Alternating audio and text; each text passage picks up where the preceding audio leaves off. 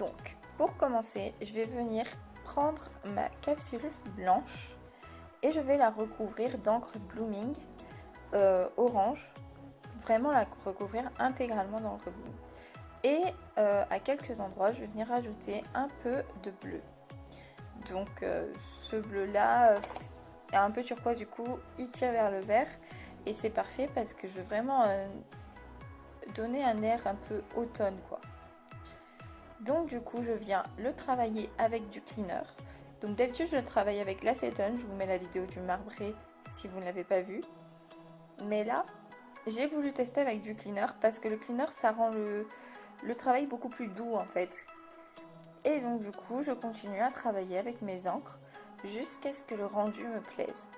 Donc je sais pas si vous voyez un peu ce que j'ai voulu donner comme style, mais c'était un genre de style de feuille séchée, mais entre séché et entre le pas séché, un peu verte avec des reflets orange tout simplement.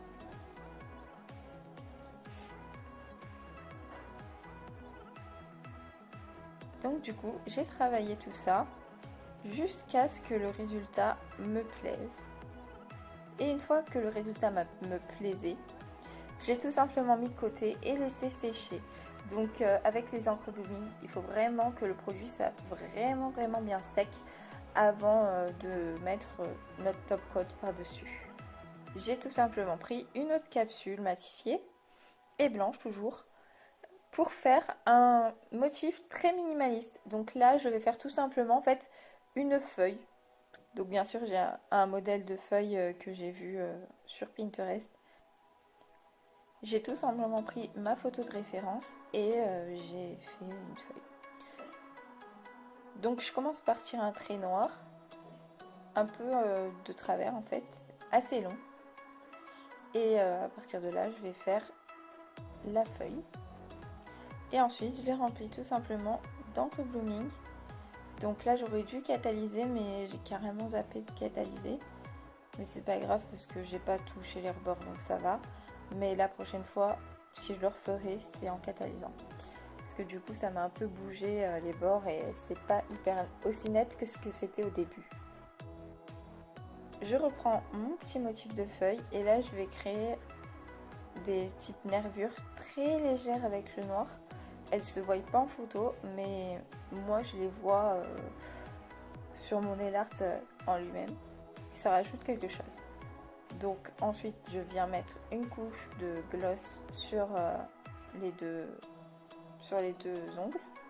Puis je passe à mon troisième nail art. Donc pour celui-ci, je suis partie sur une base de vert, de noir et d'orange. Donc j'ai voulu faire le même effet, pas tout à fait le même effet, mais partir sur la même base que l'effet que j'avais fait juste avant. Et voilà. Donc du coup le rendu sera différent, mais pas tant que ça finalement. Vous allez voir, je vous laisse regarder. Parce que je voulais vraiment une dominance de orange en fait.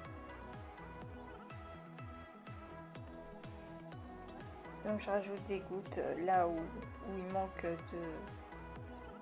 de Provence pour moi. Puis je laisse sécher une fois que ça me convient. Donc là je voulais partir sur cette quatrième capsule sur une feuille un peu plus sophistiquée. Mais comme je vous ai dit, je suis un petit peu nulle en dessin. Et donc du coup, j'ai pas trop réussi à faire mon dessin, le dessin que je voulais faire. J'ai décidé de tout enlever.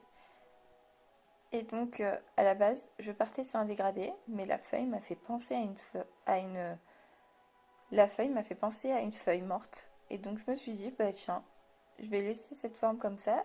Je vais juste rajouter des petits traits noirs, des petites nervures à l'intérieur pour donner une impression de feuille. Pour le dernier, pour le petit doigt, je vais revenir faire un dégradé, un genre de marbré, entre guillemets on va dire.